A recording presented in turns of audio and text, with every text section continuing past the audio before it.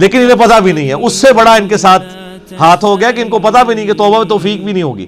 وَإِذَا قِيلَ لَهُمْ آمِنُوا, اور جب انہیں کہا جاتا ہے کہ ایمان لے آؤ, کما آمن الناس, جس طرح کہ باقی لوگ ایمان لے کے آئے ہیں جو کامل الایمان مومن ہیں مہاجرین اور انصار میں سے صحابہ کرام, جس طرح وہ ایمان لے کے آئے تم بھی اسی طرح کا ایمان لے آؤ. قالوا انؤمن کما آمن السفہاء, وہ کہتے ہیں ہم ان بیوقوفوں کی طرح ایمان لے آئے, ان کو تو نہ اپنے بیوی بچوں کی پرواہ ہے, نہ ان کو اپنی کوئی زندگی عزیز ہے, کل کو جہاد میں جائیں گے کٹ جائیں گے, پیچھے بیوی بچوں کا کیا بنے گا, یہ تو ہے ہی سارے بیوقوف ہیں.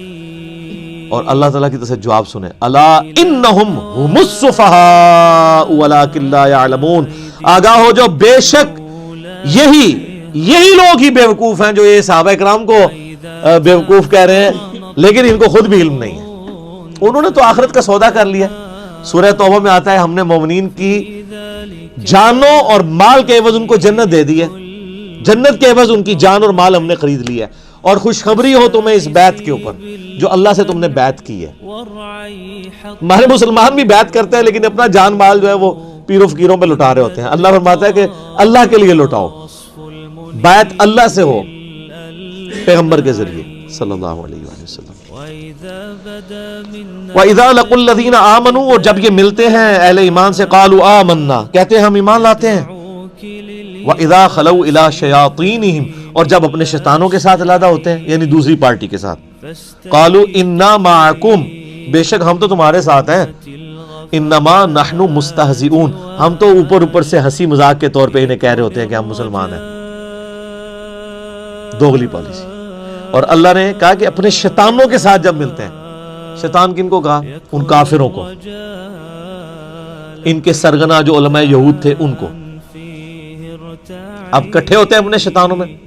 اچھا, شیطان لفظ کے دو مطلب ہیں, ایک ہے اللہ کی رحمت سے دور, اور ایک شیطان کا مطلب ہے جو حسد اور بغض میں بھرا ہوا ہو. یہ بیک وقت دونوں معنی شیطان کے اوپر فٹ آتے ہیں. اللہ کی رحمت سے وہ دور ہے کیونکہ مردود بارگاہ ہے, اور اس میں حسد اور بغض ابن آدم کا پایا جاتا ہے کیونکہ وہ یہ سمجھتا ہے کہ نہ اللہ مجھے آدم علیہ السلام کے معاملے میں آزمائش میں ڈالتا اور نہ میں مردود بارگاہ ہوتا. تو یہ دونوں چیزیں اس میں. تو اللہ نے یہ انسانوں میں سے شیطان ہیں وہ لوگ جن کے ساتھ منافقین ملتے ہیں, اور کہتے ہیں ہم تو مذاق کر رہے تھے, انما نحن مستہزئون, ہم تو صرف مذاق کر رہے تھے. اللہ تعالیٰ ہمارا اللہ یستہزئ بہم, اللہ ان کے ساتھ اصل میں مزاح فرما رہا ہے جیسا کہ اس کی شان کے لائق ہے. وَيَمُدُّهُمْ فِي طُغْيَانِهِمْ يَعْمَهُونَ, اور اللہ ان کو ڈھیل دے رہا ہے تاکہ اپنی سرکشی میں بھٹکتے رہیں اور سرکشی کریں تاکہ اور بڑے عذاب کے مستحق ہوں. اللہم اجرنا من النار, آمین. اچھا, یہاں پہ استہزاء کا لفظ اللہ نے اپنے لیے بھی استعمال کیا. اس پہ اعلیٰ حضرت نے جو ترجمہ کیا ہے نا وہ انہوں نے عربی میں ہی کر دیا, اللہ ان سے استہزاء فرماتا ہے. باقی لوگوں نے ترجمہ کیا اللہ ان سے مذاق کرتا ہے. تو اس پہ پھر وہ باقی اعتراض کرتے ہیں کہ جی دیکھیں جی مذاق تو ایک نٹوریس چیز ہے, اور اس لیے یہ لفظ اللہ کی طرف منسوب کرنا جو ہے وہ گستاخی ہے. تو وہ پھر استہزاء کا ترجمہ استہزاء ہی کر دیتے ہیں. کوئی گستاخی نہیں ہے. اللہ نے جب لفظ استعمال کیا ہے تو وہ جن معنوں میں استعمال کیا آپ اسی تھے, اور وہ بہتر ترجمہ ہے اللہ ان سے مزاح فرماتا ہے جیسا کہ اس کی شان کے لائق ہے. اس میں یہ جھگڑے میں نہیں پڑنا چاہیے جی آپ یہ نٹوریس ورڈ یوز کر رہے ہیں. اللہ نے خود کیا واللہ خیر الماکرین, خفیہ تدبیر ترجمہ کیا ہوا ہے. وہ تدبیر خود عربی کا لفظ ہے, وہ بھی آ سکتا تھا. اولئک الذین اشتروا الضلالۃ بالہدی, اللہ فرماتا ہے یہ ہیں وہ منافق جنہوں نے خرید لی ہے گمراہی ہدایت کے بدلے میں. ہدایت بیچ دی اپنے ہاتھوں سے, مفت کی ہدایت ملی ہوئی تھی, اور گمراہی خرید لی. فما ربحت تجارتهم وما كانوا مهتدين, تو اب ان کو یہ تجارت نفع نہیں دے گی اور نہ وہ ہدایت پہ کبھی آئیں گے. انہوں نے یار دیکھیں بالکل کوئی شخص دریا کے کنارے پیاسا مر جائے تو کتنی بڑا بدبخت ہے. محمد رسول اللہ دنیا میں جلوہ افروز ہوں, اللہ کے ریپریزنٹیٹو, ہر لحاظ سے حجت تمام ہوئی ہو, ان کی موجودگی میں بھی کوئی کفر کی موت مر جائے, اس سے بڑا کون بدبخت ہو سکتا ہے. تو اللہ فرماتا ہے انہوں نے تو ہدایت آئی ہوئی اپنے ہاتھوں سے دے کے گمراہی خرید لی ہے, اور اب ان کو ہدایت نہیں ملنی ہے. اب دو مثالیں اللہ تعالیٰ نے بیان کی ہیں بڑی مزیدار. منافقین کے بارے میں۔ پہلی مثال سنیں، مثلہم کمثل الذی استوقد نارا، ان کی مثال اس طرح ہے جیسے کوئی شخص آگ روشن کرے، فلما اضاءت ما حولہ، اور جب ہر چیز روشن ہو جائے اس آگ کی وجہ سے جتنی اس ماحول میں ارد گرد ہے، ذہب اللہ بنورہم، اللہ تعالیٰ ان کی آنکھوں کا نور ہی لے جائے، وترکہم فی ظلمات لا یبصرون، اور ان کو اس گھپ اندھیرے میں رہنے دے جہاں ان کو کچھ سجھائی نہ دے، صم بکم عمی فہم لا یرجعون، پھر وہ ایسے لوگ گونگے ہیں، اندھے ہیں اور بہرے ہیں، سمن بہرے ہیں، بکمن گونگے ہیں، عمیون اندھے ہیں، فہم لا یرجعون یہ واپس نہیں پلٹ سکتے۔ یہ مثال ایسے دی کہ پرانے زمانے میں لوگ جنگلوں کا سفر کرتے تھے نا، بڑی مشکل سے لکڑیاں جمع کرتے تھے، رات کے وقت روشنی جلاتے تھے تاکہ کوئی جنگلی جانور حملہ آور نہ ہو۔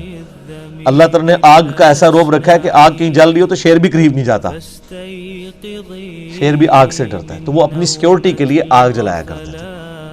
یا سردیوں کا موسم ہے تو وہ اس سے ہیٹ حاصل کرے، پلس روشنی بھی مل جاتی تھی، اس وقت الیکٹریسٹی تو نہیں تھی، تو اسی روشنی میں اپنے باقی کام کر لیتے تھے، کھانا پکانے کا یہ وہ۔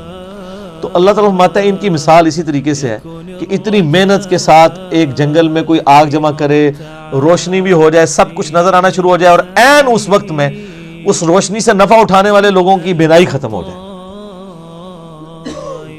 ان کی بصارت چلی جائے، ان کی سننے کی صلاحیت چلی جائے، اندھے ہو جائیں، بہرے ہو جائیں، گونگے ہو جائیں، تو کتنے بدبخت ہیں کہ اب ہر فیسلٹی سامنے موجود تھی، اس سے نفع اٹھانے کی بجائے ان کی اپنی ساری کوالٹیز جاتی رہی۔ یہی ہوا ہے منافقین کے ساتھ کہ اللہ تعالیٰ نے محمد رسول اللہ صلی اللہ علیہ وآلہ وسلم کے ذریعے توحید کی شمع روشن کی، بالکل جب ہر چیز واضح نظر آ گئی کہ یہ وہی پیغمبر ہے جن کی نشانیاں تورات اور انجیل کے اندر موجود ہیں، اور عین جب ٹائم آیا کہ یہی یہودی جو تڑی لگایا کرتے تھے اوس اور خزرج کو، یہ اسلام قبول کرتے، عین ٹائم پہ انہوں نے انکار کیا اور اللہ کے عذاب کا کوڑا ان پہ برسا کہ ان کی آنکھوں کی بینائی چلی گی۔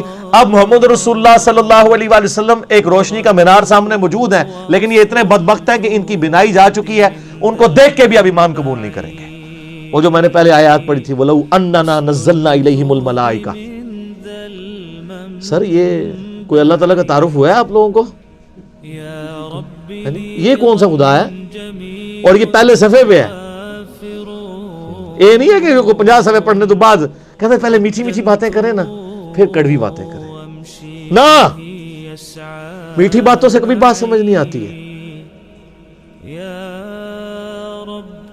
دوسری مثال، او کصیب من السماء فیہ ظلمات ورعد، یا پھر ان کی مثال ایسی ہے کہ آسمان سے بادلوں سے می برس رہا ہو، بڑی تیز بارش ہو رہی ہو، فیہ ظلمات ورعد وبرق، اور اس بارش کے موسم کے اندر اندھیرا بھی چھایا ہوا ہو کالے بادلوں کی وجہ سے، اور گرج بھی ہو اور بجلی بھی چمک رہی ہو، یعنی ایک طوفانی موسم ہو۔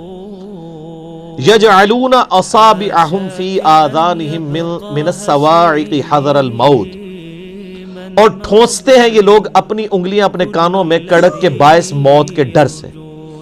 واللہ محیط بالکافرین، حالانکہ اللہ ایسے کافروں کو گھیرے ہوئے ہیں۔ یکاد البرق یخطف ابصارہم، قریب ہے کہ بجلی اچک لے ان کی بینائی کو۔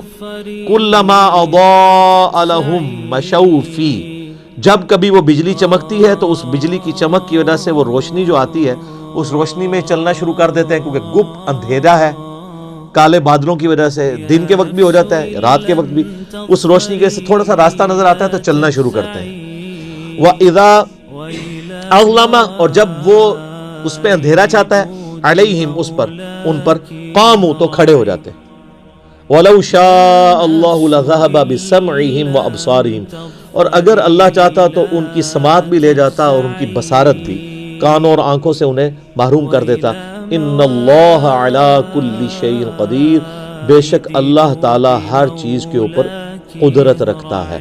یہ بڑی امپورٹنٹ مثال ہے۔ اللہ تعالیٰ نے مثال دی ہے کہ منافقین جو ہے نا وہ دین پہ کنارے کنارے چلتے ہیں۔ سورہ حج میں بھی آیت ہے کہ یہ کنارے کنارے چلتے ہیں، جس طرح آج کل مسلمانوں کی اکثریت ہے۔ اگر کوئی نوجوان بچہ دین کے اوپر چلنا شروع کرتا ہے، وہ کہتے ہیں یار کیا تو نے جوانی میں روگ لگا لیا، داڑھی رکھنی کو ضروری ہے، بس اپنی چپ کر کے نماز پڑھو۔ جو تھوڑے اور لبرل ہیں وہ کہتے ہیں نماز ہی پڑھنی ہے نا، گھر ہی پڑھ لو، کیوں فنیٹک بن رہے ہو؟ حالات و واقعات جب فیور میں ہو تو سب ٹھیک، جیسے ہی مشکل آئے تو ساتھ ہی وضو ٹوٹ گیا۔ تو منافقین کے بارے میں بھی اللہ تعالیٰ ہمارے ان کی مثال ایسی ہے کہ یہ اللہ تعالیٰ کی طرف سے میہ برس رہا ہے، اللہ کی رحمت کا، نبی علیہ السلام کی موجودگی ہے، اللہ کی طرف سے وحی آسمان سے نازل ہو رہی ہے، لیکن یہ وحی خالی وحی نہیں آ رہی ہے، اس کے ساتھ پھر جہاد کی اور قتال کی تکلیفیں بھی جڑی ہوئی ہیں، معاشرے کی جو پابندیاں وہ بھی جڑی ہوئی ہیں، باپ کو بیٹے سے الگ ہونا پڑے گا، بھائی کو بھائی سے الگ ہونا پڑے گا۔ اب یہ منافقین کا حال یہ ہے، چونکہ یہ تو دنیا دار ہوتے ہیں، جب ان کے اوپر کوئی مصیبت آتی ہے نا تو ٹھٹک کے کھڑے ہو جاتے ہیں، دین پہ چلنے سے انکار کر دیتے ہیں، اور جب حالات سازگار ہوتے ہیں تو چلنا شروع کر دیتے ہیں۔ تو یہ مذبذبین بین ذالک، اس کے درمیان یہ اوسیلیٹ کرتے رہتے ہیں، حالات سازگار ہوں تو دین پہ چلیں گے، اور جیسے ہی مشکل وقت آئے گا ٹھٹک کے کھڑے ہو جائیں گے۔ تو یہی اکثر لوگ کرتے ہیں یہ دین کے معاملات۔ اب آپ دیکھ لیں، جب دین پہ چلنا آسان ہو تو سارے بڑے خوش ہیں، جب دین کے اوپر چلنا مشکل ہو جائے تو بڑے بڑے ایمان والوں کے بھی وضو ٹوٹ جاتے ہیں۔ تو منافقین کا بھی یہی حال تھا، وہ آپ آگے چل کے دیکھیں گے، جہاد کے اندر بھاگتے تھے، اور جب کبھی کامیابی ہو جاتی تھی کہتے تھے مال غنیمت میں سے ہمیں بھی حصہ دیں، ہم نے بھی جانا ہی تھا، بس وہ کوئی مجبوری ایسی ہوگی۔ اور جب کبھی مسلمان شہید ہو جاتے ہیں، جس طرح غزوہ احد کے اندر ہوا، تو پھر اکیلے کہتے ہیں شکر ہے اسی پہلے ہی نہیں نال گئے۔ یہ سیم کریکٹر آج بھی مسلمانوں کے اندر موجود ہے، دین پہ کنارے کنارے، اور اس میں معذرت کے ساتھ سب سے بڑے مجرم ہمارے ماں باپ ہیں، اور ان کے ماں باپ، اور ان کے ماں باپ، جنہوں نے ہمیں بابوں کا دین دیا، کتابوں کا دین نہیں بتایا۔ اور اس سے بڑے مجرم آج کل کے وہ وائزین ہیں جو آپ کو یہ کہانیاں کراتے ہیں کہ آپ دین پہ چلیں تو انشاءاللہ سارے مسئلے حل ہو جائیں گے۔ سر یہ قرآن کی کس آیت میں لکھا ہوا ہے دین پہ چلنے سے آپ کے سارے مسئلے حل ہو جائیں گے؟ تو صحابہ کرام کے تو مسئلے کوئی نہیں حل ہوئے، ان کو تو جنگوں کی تکلیفوں سے گزرنا پڑا۔ ابو عبیدہ ابن جرح جنہوں نے یرموک کے اندر رومن امپائر کو گرایا ہے، وہ تو طاعون کے مرض میں پھوڑوں پورے جسم میں پھوڑے نکلے اور اسی حالت میں دنیا سے وہ گئے ہیں۔ ان کی تو تکلیفیں کوئی نہیں، ان کو دعائیں نہیں آتی تھی، ان کو وظیفے نہیں آتے تھے۔ اللہ کے محبوب صلی اللہ علیہ وآلہ وسلم کو اپنی 3 جوان بیٹیاں اپنی زندگی میں دفنانی پڑی، چوتھی کے بارے میں بتا دیا گیا یہ بھی آپ کی وفات کے 6 مہینے کے بعد فوت ہو جائے گی۔ 4 بیٹے بچپن میں فوت ہو گئے، 2 بیٹیوں کو ایک ہی دن طلاق ہو گئی۔ تو اللہ کے نبی کی مشکلات کیا دنیاوی آسان ہو گئی تھی؟ صحابہ کرام کی دنیا میں کیا تکلیف آسان ہو گئی تھی؟ تکلیف جھیلنا آسان ہوگا، تکلیفیں کو نہیں ختم ہونی۔ ایک کنو کاٹ لو گال، وہ آسان اس لیے ہو جائے گا ان اللہ مع الصابرین، اللہ آپ کو صبر کی توفیق دے دے، بس تکلیفیں دور کوئی نہیں ہونی۔ یہ آپ کو کہانیاں کرا رہے ہیں لوگ، پھر لوگ یہاں رابطہ کرتے ہیں وہ جی جناب جب سے دین پہ چلے ہیں کاروبار خراب ہو گیا، تو ہمیں تو بتایا گیا تھا کاروبار چمکے گا، کہانی کرائی گئی تھی۔ ایسا تو نہیں ہوگا، مشکلات آئیں گی۔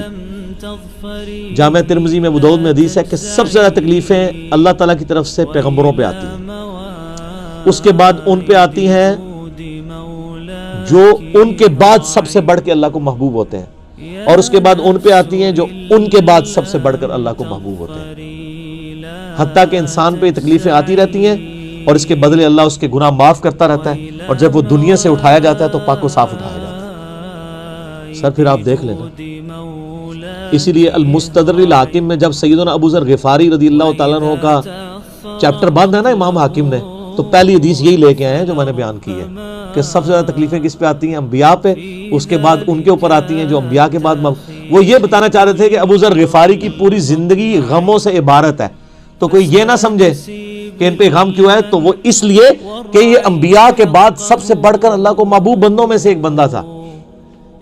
اور میرا کلپ بھی آپ ذرا یوٹیوب پہ ایک اشک بار آنکھوں سے سننے والا کلپ ہے سیدنا ابو ذر غفاری صادق کے نام سے، تو آپ کو پتہ چلے کہ ان کی زندگی میں ان کو کیسی مشکلات اٹھانی پڑی۔ تو تکلیفیں جڑی ہوئی ہیں، ان کی تکلیفیں تو کوئی دور نہیں ہوئی ہے. سیدنا ابو ذر غفاری رضی اللہ تعالیٰ عنہ کی. ان اللہ علی کل شیء قدیر، بے شک اللہ تعالی ہر چیز پر قدرت رکھتا ہے.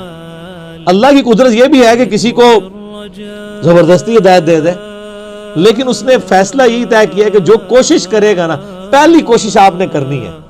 اِنَّا هَدَيْنَاهُ السَّبِيلَ اِمَّا شَاكِرًا وَإِمَّا كَفُورًا، ہم نے راستہ ہدایت کا واضح کر دیا. اب تمہاری مرضی ہے، چاہے تو شکر گزاری کی روش اختیار کرو، خواہ نہ شکری کی. اللہ نے زبردستی ہدایت کوئی نہیں دینی، یہ اس کی ضد ہے. اس نے اپنا رول ہی ایسا رکھا. ابو الحکم تھا ابو جہل، حکمت کا باپ، سارے فیصلے کرتا تھا وہاں کے بڑے بڑے، سمجھ لیں وہاں کا چیف جسٹس تھا. اور اسی کے غلام ہے سیدنا یاسر، سیدہ سمیہ، ان کا بیٹا عمار بن یاسر رضی اللہ عنہم اجمعین وعلیہم السلام اجمعین ورحمہم اللہ اجمعین. لیکن آپ دیکھ لیں اس ابو جہل کو ہدایت کوئی نہیں ملی ہے. سیدہ سمیہ کو مل گئی، سیدنا یاسر کو مل گئی، اور ایسی ہدایت ملی کہ جان بھی انہوں نے اپنی لٹا دی، اسلام کے پہلے شہید بنے، اور ابو جہل کو بات ہی نہیں سمجھ آئی. امیہ ابن خلف کو سمجھ نہیں آئی، ان کے غلام کو سیدنا بلال کو سمجھ آ گئی. تو جو کوشش کرے گا اس کے لیے ہدایت ہے، ورنہ کوئی ہدایت نہیں ہے. سیدھی سیدھی چنڈی جڑی اللہ کی طرفوں، بالکل کنو کاٹ لو گل. اور یہ نا یہ وہ جیسے الیاس قادری صاحب مدنی چینل پہ اتنا بڑا انہوں نے لکھ کے لگایا ہوتا ہے نا، وہ بیج لگائے ہوتے ہیں، غیبت کے خلاف جنگ جاری رہے گی.